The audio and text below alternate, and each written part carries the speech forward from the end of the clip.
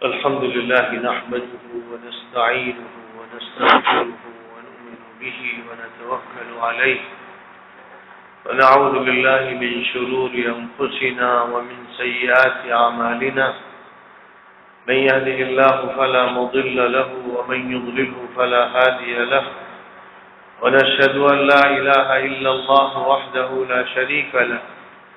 ونشهد أن سيدنا ومولانا محمدا عبده ورسوله صلى الله تعالى عليه وعلى آله وأصحابه وأزواجه وذرياته وأهل بيته وبارك وسلم تسليما كثيرا كثيرا. أما بعد،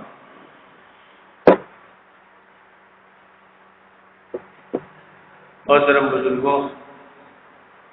اور دینی اور ایمانی بھائیوں اور بہنوں،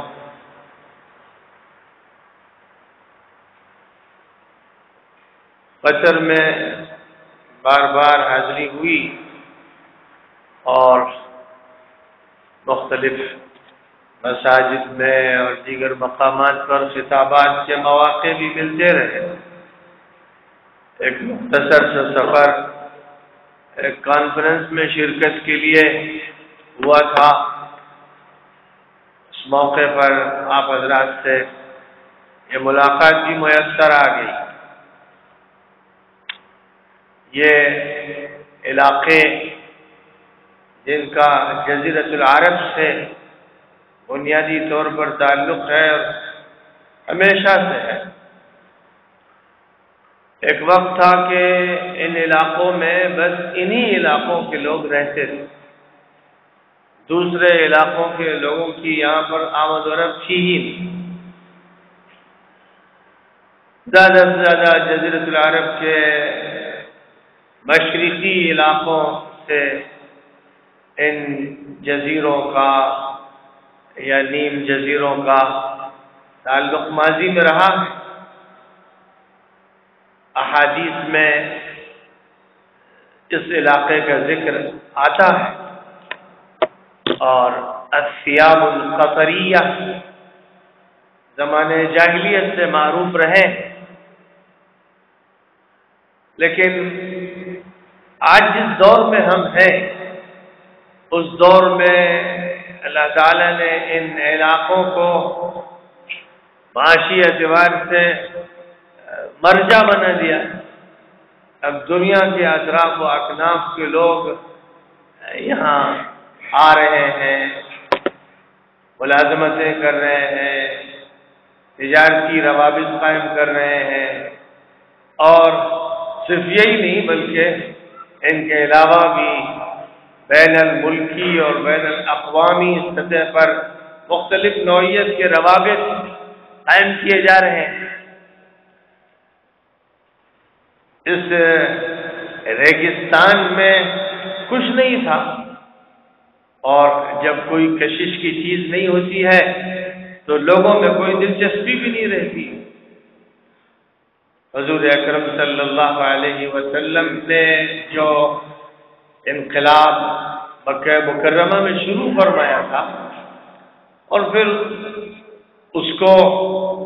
آگے بڑھاتے ہوئے مدینہ منورہ میں جب ایک اسلامی ریاست وجود میں آ گئی تھی تو پھر اس اسلامی ریاست سے دھیرے دھیرے جزیرۃ العرب کے مختلف علاقوں کا تعلق قائم ہوتا چلا گیا، اس لیے کہ مسلمان ایک ایسی امت کی حیثیت سے برپا کیے گئے تھے جن کا کام عالمی تھا. اس کا تعلق صرف کسی جزیرۃ العرب سے نہیں تھا. جو نبی برپا فرمائے گئے وہ عالمی، جو امت برپا کی گئی وہ عالمی، جو پیغام دیا گیا وہ عالمی، جو قانون دیا گیا وہ عالمی. تو پوری دنیا میدان کار بن گئی اور ابتدا تحریک کی مکہ مکرمہ سے ہوئی، اور اللہ تعالی کی طرف سے یہ فیصلہ ہوا کہ آخری نبی کو نبوت سے جب سرفراز کیا جائے تو ایک تعلیمی انقلاب کے ذریعے سے ان کو تحریک کی طاقت عطا کی جائے۔ لہذا سب سے پہلے اللہ تعالیٰ کی طرف سے جو پیغام آپ پر اتارا گیا اس کے الفاظ یہ تھے کہ بسم اللہ الرحمن الرحیم، اقرأ بسم ربک الذی خلق، خلق الانسان من علق، اقرأ وربک الاکرم الذی علم بالقلم، علم الانسان ما لم يعلم۔ سب سے پہلے جو بات فرمائی گئی تھی وہ یہ کہ کام کا آغاز ہونا چاہیے اللہ کے نام سے، اور اس کی رحمانیت اور اس کی رحیمیت کو یاد رکھنا چاہیے کہ اس کی مہربانی ہے، اس کا کرم ہے کہ اس نے زندگی کے سامان عطا فرمائے ہیں، اور اسی کا یہ کرم ہے کہ اس نے ہدایت کا انتظام کیا ہے۔ اور پھر اس کے بعد یہ ہدایت دی گئی تھی کہ اپنے پروردگار کے نام سے پڑھو، یعنی پروردگار کی صفات اور ذات پر یقین رکھتے ہوئے، ایمان لاتے ہوئے، اور اللہ سے مدد لیتے ہوئے، اور اس کے تصور کو ذہن میں قائم کرتے ہوئے، اس کی صفات پر دھیان دیتے ہوئے پڑھو، اور خاص طور پر اس کی صفت تخلیق پر غور کرو کہ اسی نے اس پوری کائنات کو وجود عطا فرمایا ہے۔ فرمایا اقرأ بسم ربک الذی خلق، پڑھو اپنے پروردگار کے نام سے جس نے پیدا کیا، خلق الانسان من علق، جس نے انسان کو جمے ہوئے خون سے، خون کی ایک پھٹکی سے، یہ وہ شکل ہے کہ جس میں انسان رحم مادر میں سب سے زیادہ بدنما معلوم ہوتا ہے، جونک کی شکل میں جب وہ رحم مادر سے چپکا ہوا ہوتا ہے اس کا تذکرہ کیا گیا۔ کہیں قرآن پاک میں ماء مہین کا تذکرہ ہے، کہیں قرآن پاک میں مٹی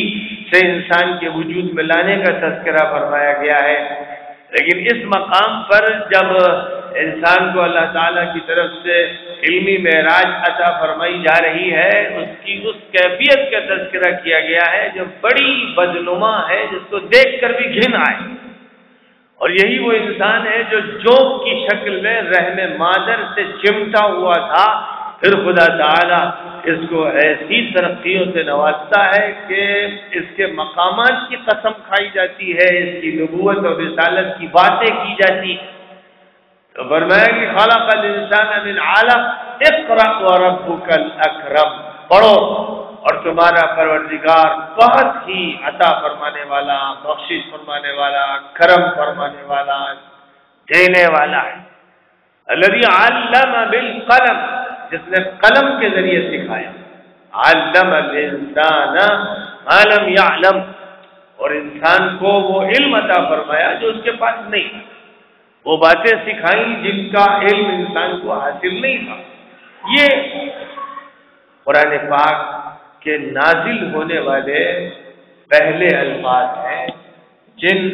الفاظ کے نزول کے ساتھ حضرت محمد صلی اللہ علیہ وسلم کو پیغمبری سے نوازا گیا،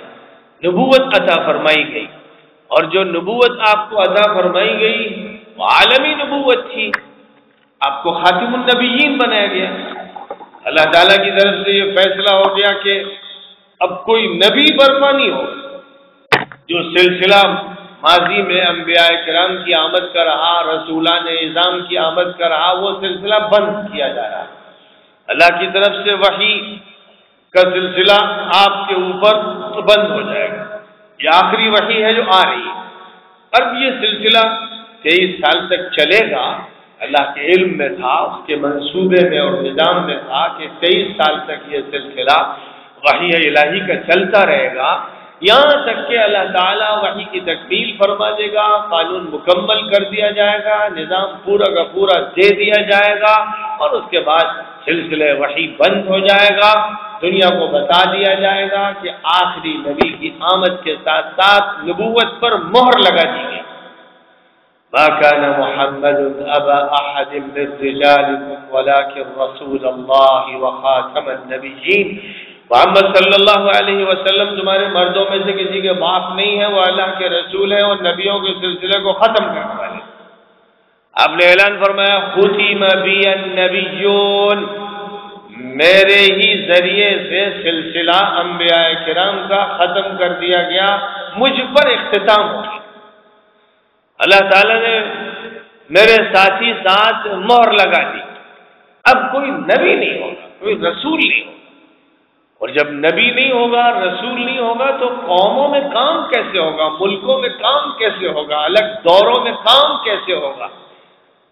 دنیا کے مختلف جغرافیائی علاقوں میں کیسے مشن پہنچے گا؟ کیا محمد صلی اللہ علیہ وسلم تا قیامت زندہ رہیں گے؟ کیا آپ کا سفر افریقہ کا، امریکہ کا، یورپ کا، انڈیا کا، دنیا کے مختلف ملکوں کا سفر ہوگا؟ براہ راست آپ دنیا کی قوموں کو خطاب کریں گے؟ کیا آپ کے ذریعے ہی سے یہ پیغام پوری دنیا تک پہنچے گا؟ یہ بھی نہیں ہوگا، اس لیے کہ یہ فرمایا انک میت وانہم میتون، اے محمد صلی اللہ علیہ وسلم آپ کو بھی موت سے گزرنا ہے، دوسروں کو بھی موت سے گزرنا۔ اور جنگ احد کے موقع پر جب شہرت کر دی گئی تھی کہ محمد صلی اللہ علیہ وسلم شہید کر دیے گئے، تو اللہ تعالیٰ کی طرف سے اس جنگ پر تبصرہ کرتے ہوئے فرمایا گیا تھا أَفَإِن مَاتَ أَوْ قُتِلَ انقلبتم عَلَىٰ أَعْقَابِكُمْ، اگر نبی کی موت ہو جاتی ہے یا وہ شہید کر دیے جاتے ہیں تو تم لوگ مرتد بن جاؤ گے۔ اس کا مطلب یہ ہوا کہ جب تک وہ حیات رہیں گے، تمہارے درمیان رہیں گے، تو تب تک تم مسلمان رہو گے، اور وہ نہیں رہیں گے تو تم بھی مسلمان نہیں رہو گے۔ کیا یہ ہونا ہے؟ یہ سبق اس لیے دیا گیا تھا کہ لوگ ہوش میں آ جائیں اور یہ سمجھیں کہ جیسے تمام انبیاء کرام آئے اور رخصت ہوئے، ایسے محمد صلی اللہ علیہ وسلم بھی ایک وقت رخصت ہوں گے، ہمیشہ ہمیشہ اپنے وجود کے ساتھ لوگوں کے درمیان میں نہیں رہیں گے۔ وَمَا مُحَمَّدٌ إِلَّا رَسُولٌ قَدْ خَلَتْ مِن قَبْلِهِ الرُّسُلُ، محمد صلی اللہ علیہ وسلم ایک پیغمبر ہیں، ان سے پہلے بھی پیغمبر گزر چکے ہیں۔ اور قرآن پاک نے حضرت نوح کا، حضرت ہود کا، حضرت صالح کا، حضرت شعیب کا، حضرت لوط کا، متعدد انبیاء کرام کا تذکرہ فرمایا کہ اللہ تعالیٰ نے ان کو مختلف دوروں میں مختلف علاقوں کا کام سونپا اور اپنی ذمہ داریاں پوری کر کے پھر وہ رخصت ہو گئے۔ محمد صلی اللہ علیہ وسلم پر جو ذمہ داری ڈالی گئی وہ یہ کہ جو لوگ آپ کے مخاطب ہوں گے، جو آپ کے سامنے آئیں گے، جو آپ کے علاقے کے ہوں گے، جو آپ سے مل سکیں گے، ان پر آپ حجت قائم کر دیں گے، ان کے سامنے حق کی گواہی پیش کر دیں گے، پھر ان کی ذمہ داری ہوگی کہ اب وہ دوسروں کو بتائیں، ان کی ذمہ داری ہوگی کہ وہ ان کے بعد والوں کو بتائیں، اور اس طرح اس سلسلے کو جاری و ساری رہنا ہے۔ فرمایا وَكَذَلِكَ جَعَلْنَاكُمْ أُمَّةً وَسَطًا لِتَكُونُوا شُهَدَاءَ عَلَى النَّاسِ وَيَكُونَ الرَّسُولُ عَلَيْكُمْ شَهِيدًا،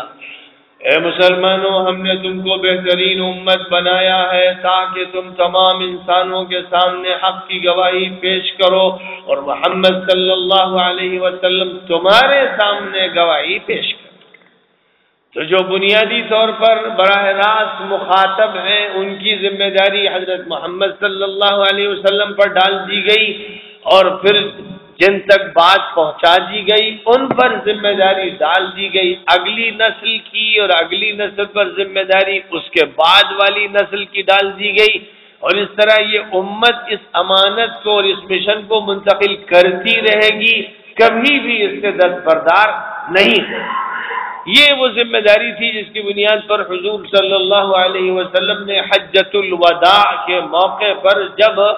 تقریباً 1,24,000 افراد آپ کے سامنے عرفات کے میدان میں تھے، اور آپ نے ان کو مخاطب فرمایا، ان کے سامنے ہدایات رکھی، بنیادی باتیں ارشاد فرمائیں، اور پھر اعلان فرمایا الا فلیبلغ الشاہد الغائب، جو لوگ بھی موجود ہیں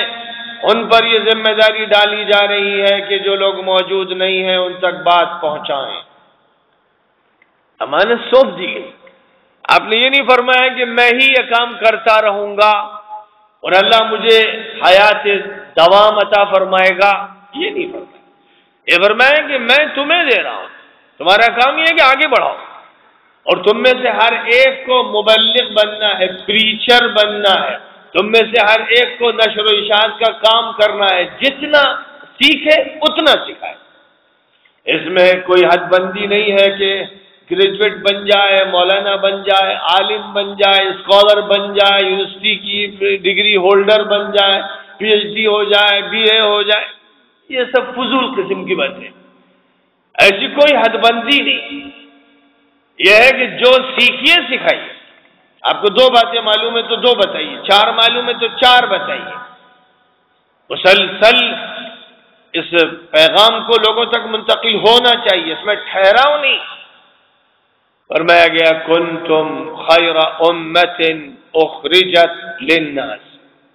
تم بہترین امت ہو، اور یہ امت بہترین ہے اس لیے نہیں کہ اس کی نسل بہت اچھی ہے، اس لیے نہیں کہ اس نے حضور پاک علیہ الصلوۃ والسلام کا دیدار کیا ہے اس کے اول لوگوں نے، اس لیے نہیں کہ اس کا عرب سے تعلق ہے، مکی ہے، مدنی ہے، حجازی ہے، یہ نسبتیں نہیں، اس بنیاد پر یہ فوقیت نہیں دی جا رہی ہے، بلکہ یہ بات ارشاد فرمائی جا رہی کنتم خیر امت اخرجت للناس، تم بہترین امت ہو، اس صفت کے ساتھ، اس پہچان کے ساتھ، اس شرط کے ساتھ کہ پوری انسانیت کے نفع کے لیے، فلاح و بہبود کے لیے اور ان کی سعادت کے لیے کام کرو۔ پوری انسانیت کو موضوع بنانا ہے، اس امت کو پوری انسانیت کی ذمہ داری سونپ دی گئی ہے،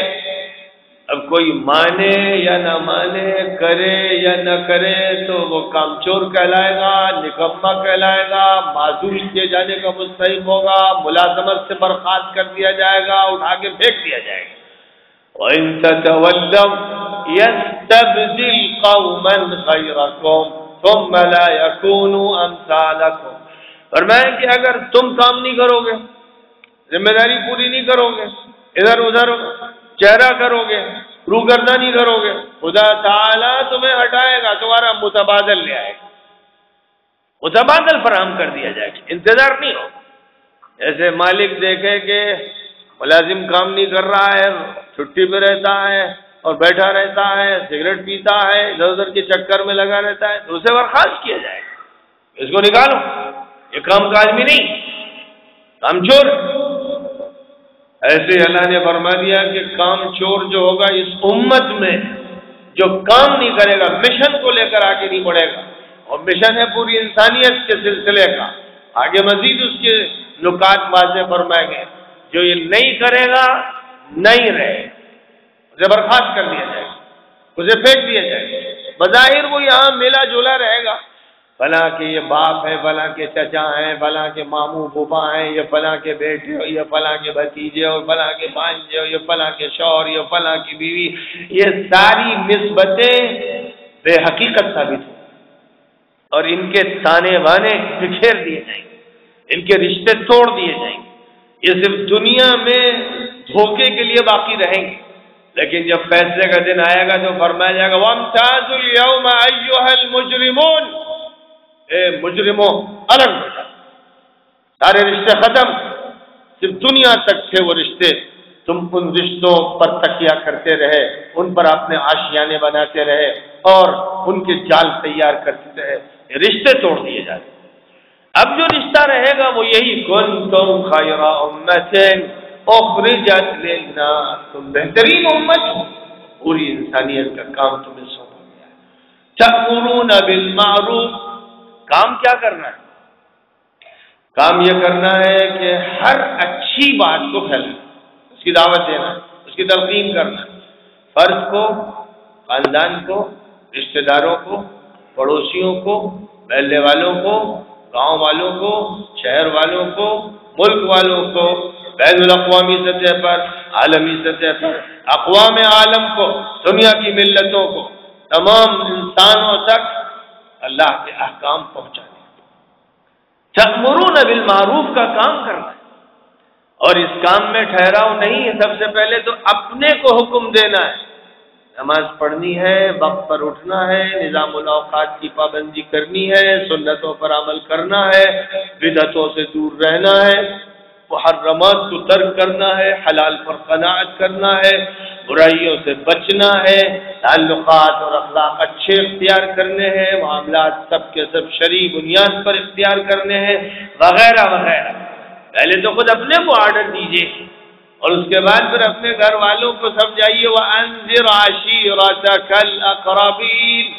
جو سب سے زیادہ قریب کے رشتے دار ہوں ان کو آگاہ کر دیجئے، خبردار کر دیجئے۔ یہ نہیں کہ برائی دیکھیں اور شریک رہیں، گھر میں بیٹھ کر میاں بیوی بچے سب ہی بے حیائی میں شریک ہوں، فلمیں دیکھیں، سیریل دیکھیں، عریانیت دیکھیں، فحاشی دیکھیں، جو چیزیں خلاف شریعت ہیں ان میں مشغول رہیں، اور گھر میں برائی ہوتی ہو، حرام عمل ہو رہا ہو،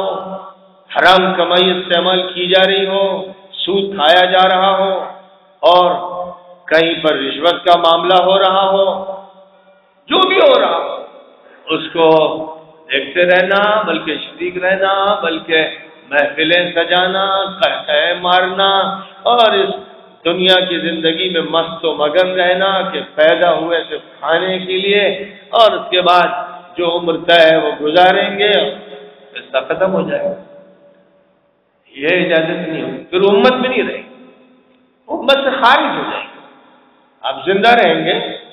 اور کوئی نہ کوئی اللہ کی طرف سے صفت استعمال کی جائے گی۔ جو اللہ کے فیصلوں کو قبول نہیں کرے گا اور اللہ کے فیصلوں کو نافذ نہیں کرے گا، خدا نے فرمایا وَمَن لَّمْ يَحْكُم بِمَا أَنزَلَ اللَّهُ فَأُولَٰئِكَ هُمُ الْكَافِرُونَ وَمَن لَّمْ يَحْكُم بِمَا أَنزَلَ اللَّهُ فَأُولَٰئِكَ هُمُ الْفَاسِقُونَ وَمَن لَّمْ يَحْكُم بِمَا أَنزَلَ اللَّهُ فَأُولَٰئِكَ هُمُ الظَّالِمُونَ۔ جو اللہ کے احکام کو قبول نہیں کریں گے اور اپنے اوپر نافذ نہیں کریں گے، اور جن پر ان کا زور چلتا ہے ان پر نافذ نہیں کریں گے، وہ فاسق ہوں گے، وہ ظالم ہوں گے، وہ کافر ہوں گے، مسلمان نہیں رہیں گے۔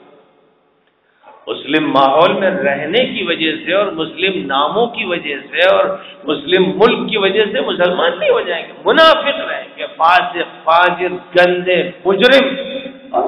یا کافر ہوں گے۔ اگر اعتقادی طور پر عمل نہیں کرتے تو کافر ہوں گے، اور صرف غفلت میں اور تساہل میں نہیں کرتے تو فاسق ہوں گے، اور ذاتی میں نہیں کرتے تو ظالم ہوں گے۔ قرآن پاک نے اوصاف متعین کر دیے، یہ نہیں کہ باہر صورت مومن رہیں گے، مسلمان ہے، چوری کرے، چکیٹی کرے، بدماشی کرے، عیاشی کرے، مصرفانہ زندگی اختیار کرے، خدا کی نعمتوں کو پھینکے اور حلال کو رونق دے اور حرام میں کود پڑے، مسلمان گویا قانون توڑ دیں، ملک کے خلاف بغاوت کریں، ٹیررسٹ بن جائیں اور دھماکے کریں، پھر بھی ملک کے محفوظ شہری رہیں گے۔ ملکوں میں اور ملکوں کے قوانین میں یہ گوارا نہیں کہ جو حکومت کا باغی ہو، جو اس کے آرڈرز نہ مانے، اس کے فرامین اور احکام نہ مانے، اس کو پھر اس کی شہریت کا استحقاق نہیں، تو پھر جیل کا مستحق ہے یا پھانسی کا۔ لیکن یہ مسلمان عجیب قسم کا مذہب رکھتا ہے کہ یہ نماز پڑھے نہ پڑھے تب بھی مسلمان، روزہ رکھے نہ رکھے تب بھی مسلمان، حج کرے نہ کرے تب بھی مسلمان، سچ بولے جھوٹ بولے تب بھی مسلمان، چوری کرے امانت اختیار کرے تب بھی مسلمان، عیاش ہو اور متقی ہو تب بھی مسلمان، اور بدکار ہو اور نیکوکار ہو تب بھی مسلمان۔ یہ کون سا مذہب ہے؟ یہ تماشا ہے، یہ تماشا ہے۔ نماز میں آپ پہلے سجدہ کر لیجئے تب بھی صحیح ہو، بعد میں کر لیجئے تب بھی صحیح ہو، سلام پھیریے تب بھی صحیح ہو، تکبیر کہیے تب بھی صحیح، نہ کہیے تب بھی صحیح۔ تو یہ نماز ہے یا اٹھک بیٹھک اور کبڈی ہو رہی ہے؟ ایسے نماز میں اول تا آخر جو احکام دیے گئے ہیں اللہ کی طرف سے اور پیغمبر کی طرف سے 100% ان پر عمل کرنا پڑے گا، ان میں کوئی کمی بیشی کرنے کی آپ کو اجازت نہیں۔ ایسے ہی معاملات میں بھی نہیں، معاشرت میں بھی نہیں، شادی میں بھی نہیں، غمی میں بھی نہیں، بچوں کی تربیت میں بھی نہیں، تعلیم میں بھی نہیں، معاشیات میں بھی نہیں، سماجیات میں بھی نہیں، کسی شعبے میں نہیں، سارے شعبے نماز کے پابند ہیں۔ جیسے نماز ہے ویسے ہی زندگی کا ہر عمل انسانوں کو وجود میں لایا گیا پوری زندگی کو عابدانہ، زاہدانہ، متقیانہ، صالحانہ بنانے کے لیے۔ اور میں وَمَا خَلَقْتُ الْجِنَّ وَالْإِنسَ إِلَّا لِيَعْبُدُونَ، میں نے انسانوں کو اور جنوں کو صرف اس لیے بنایا ہے کہ میری بات مانے، میری بات مانے، میرے احکام پر چلے، میری اطاعت کرے، صرف اس لیے پیدا کیا ہے۔ اور اگر وہ اس سے ہٹ کر کام کرتے ہیں، میری بات نہیں مانتے، میرے احکام نہیں مانتے، تو پھر وہ میرے نہیں ہیں، وہ مقصد تخلیق کے خلاف عمل کر رہے ہیں، شیطان کے ساتھ ہیں، وہ شیطان کے ساتھ ہیں، حزب الشیطان میں شامل ہو گئے، حزب اللہ سے ان کا تعلق باقی نہیں رہے گا۔ الا ان حزب اللہ هم المفلحون، اے لوگوں سن لو کان کھول کر کے، اللہ کی پارٹی اور اللہ کی حزب جو ہے اسی کو کامیابی ملے گی،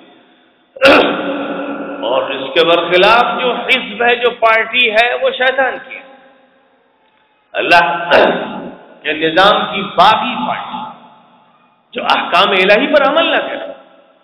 تو یہاں مسئلہ ایک طرف تو خود احکام الہی پر عمل کرنے کا ہے اور پھر کرانے کا ہے، اور یہی وہ بات ہے جس کو پورے قرآن پاک میں پھیلا کر بیان کیا گیا ہے اور ایک چھوٹی سی سورے میں سمیٹ کر بیان کیا گیا۔ وَالْعَصْرِ إِنَّ الْإِنسَانَ لَفِي خُسْرٍ، زمانہ اس بات پر گواہ ہے کہ سارے انسان گھاٹے، زمانہ گواہ ہے اس بات پر کہ سارے انسان گھاٹے میں ہیں، کیا بڑا کیا چھوٹا، کیا عرب کیا عجم، جتنے بھی ہیں سب گھاٹے۔ گھاٹے سے بچنے کا کیا طریقہ ہے؟ إِلَّا الَّذِينَ آمَنُوا وَعَمِلُوا الصَّالِحَاتِ وَتَوَاصَوْا بِالْحَقِّ وَتَوَاصَوْا بِالصَّبْرِ۔ خسارے سے، گھاٹے سے، نقصان سے بچنے کے لیے 4 شرطیں ہیں۔ نمبر 1، ایمان و پختہ، اس میں شک شبہ نہیں، جنت پر دوزخ پر کوئی شک تو نہیں، فرشتوں پر شک تو نہیں، نبی کے بیانات پر شک تو نہیں، قرآن کی کسی آیت میں شک تو نہیں، کسی حدیث نبوی میں جو صحیح طور پر ثابت ہے شک تو نہیں ہے، دنیا ایک مسافر خانہ ہے اس میں شک تو نہیں ہے، اور اصل زندگی آخرت کی اس میں شک تو نہیں ہے۔ پہلے دل کو ٹٹول کے دیکھ لیں، الا الذین آمنوا کی شرط پوری ہو رہی کہ نہیں؟ یقین ہے پورے طور پر کہ جو کچھ بھی کہا گیا اللہ کی طرف سے اور رسول اللہ کی طرف سے صلی اللہ علیہ وسلم وہ 100% برحق ہے۔ ایمان وعاملوا الصالحات، اور پھر نیک کام، ایمان کے ساتھ نیک کام کا جو ہے، ایمان ہی کا تقاضا ہے کہ نماز پڑھی جائے، ایمان کا تقاضا ہے کہ دینداری اختیار کی جائے، عہد کی پابندی، وعدے کی پابندی کی جائے، دینداری کا تقاضا ہے کہ صداقت ہو، دینداری کا تقاضا ہے کہ حلال اختیار کیا جائے، یہ سب دین کے تقاضے ہیں، ایمان کے تقاضے ہیں۔ وعاملوا الصالحات، نیک کام اختیار کرنے پڑیں گے، یہ دوسری شرط ہے، اس کے بغیر گھاٹے سے کوئی نکل نہیں سکتا، خوب اچھی طرح سمجھ لیا جائے۔ دھوکہ مت کھائیے گا، دھوکہ مت کھائیے گا، چمک دمک سے، عمارتوں سے، سڑکوں سے، ہوٹلوں سے، سمندر سے نکالی ہوئی ندیوں سے، کشتیوں سے، لذتوں سے، دلچسپیوں سے دھوکہ مت کھائیے گا۔ وَلَا تَغُرَّنَّكُمُ الْحَيَاةُ الدُّنْيَا وَلَا يَغُرَّنَّكُمْ بِاللَّهِ الْغَرُورُ، یہ دنیا کی زندگی دھوکہ نہ دے آپ کو، کچھ نہیں رکھا ہے، اور وہ شیطان جو بڑا دھوکے باز ہے کہیں وہ دھوکے میں نہ ڈال دے، اس لیے دھوکہ مت کھائیے گا، سمجھ لیجیے گا کہ صحیح عمل اختیار کرنے سے ہی نجات ہے، ورنہ نجات نہیں ہے، اور صحیح عمل صرف چند عبادات میں مخصوص نہیں ہے، چند اعمال کے ساتھ خاص نہیں ہے، پوری شریعت صحیح عمل کی نمائندگی کرتی ہے، رہنمائی کرتی ہے۔ اس کا مطلب یہ ہوا کہ اپنے اوپر شریعت اسلامی کو نافذ کرنا پڑے گا، اپنے اوپر، بچوں پر، بیوی پر، اپنے گھر پر، اپنے رشتہ داروں پر، اہل تعلق پر، جہاں جہاں آپ کا زور چلتا ہے وہاں زور سے، اور جہاں زبان چلتی ہے وہاں زبان سے، اور جہاں دل کی نیت اور ارادہ اور دعا اور تمنا سے کام ہو سکتا ہے وہاں دل، اس کے علاوہ کوئی چوتھا راستہ نہیں۔ اگر کوئی دل سے بھی کوشاں نہیں ہے، دل کے اندر اس کے ایک جوش و جذبہ نہیں ہے کہ مجھے اسلام نافذ کرنا ہے، یہ بھی نہیں، دل میں صرف یہ ہے کہ ہوا و ہوس میں رہنا ہے، مستی کرنا ہے، پیسہ کمانا ہے، تو وہ اندر سے منافق ہے، کافر ہے، ملحد ہے، وہ عیاش و بدماش آدمی ہے، مجرم، وہ وہ مسلمان نہیں، اس کے دل میں صرف ہوا و ہوس ہے،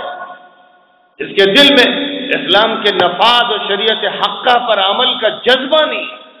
اور جذبہ صرف اپنے تئیں نہیں، اپنے تئیں تو عمل کرنا ہی پڑے گا دوسروں کے حق میں۔ فرمایا رسول اکرم صلی اللہ علیہ وسلم نے من رعا منکم منکرا فلیغیرہ بیدہ، جو بھی تم میں سے کوئی برائی دیکھے ہاتھ سے روکے، طاقت سے روکے، زور سے روکے، فإن لم يستطع فبلسان، اگر یہ اس کے دائرے سے باہر ہو تو پھر زبان سے روکے، فإن لم يستطع فبقلبہ، اور زبان سے بھی روکنے کے لیے گنجائش نہیں ہے، ایسے حالات ہیں کہ زبان تراش دی جائے گی اور ناممکنات میں سے ہو گیا ہے کسی بھی وجہ سے، تو پھر دل سے روکے، یعنی دل میں یہ عزم کرے، ارادہ کرے کہ جب بھی موقع ملے گا اس برائی کی جڑیں اکھاڑ کے پھینکوں گا، یہ ہے وَذَلِكَ أَضْعَفُ الْإِيمَانِ،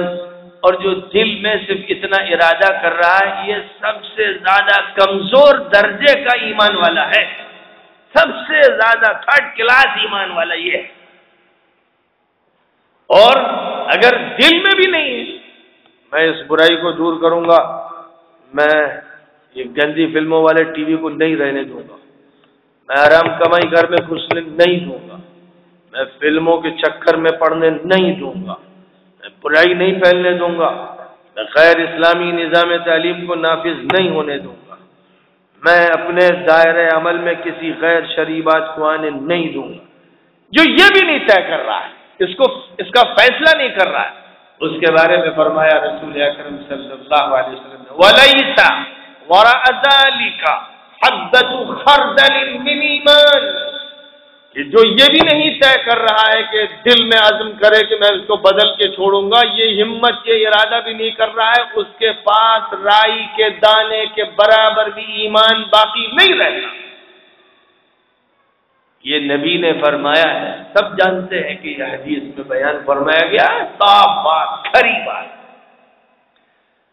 آج صورتحال ایسی بن گئی ہے کہ سب چلتا ہے، یہ فیشن بن گیا ہے، یہ بھی کرو وہ بھی کرو، نماز بھی پڑھو اور غلط کام بھی کرو، روزہ بھی رکھ لو اور غیبتیں بھی کرو، چغلیاں بھی کھاؤ، جھوٹ بھی بولو، چوری بھی کرو، ساری برائیاں کرو، روزہ رکھو، حج بھی کرو، سب معاف ہو گیا، اور اسی کے ساتھ ساتھ جتنی بھی لعنتیں ہیں مغربی بد تہذیبی کی وہ سب اختیار کرو، وہیں سے مکہ مکرمہ سے لے کر آؤ۔ تو جو لوگ اس طرح دین کے بارے میں سوچتے ہیں وہ دین کو نہیں جانتے ہیں، وہ جاہل ہیں، نادان، رسمی مسلمان، نمائشی مسلمان، دھوکے کے مسلمان،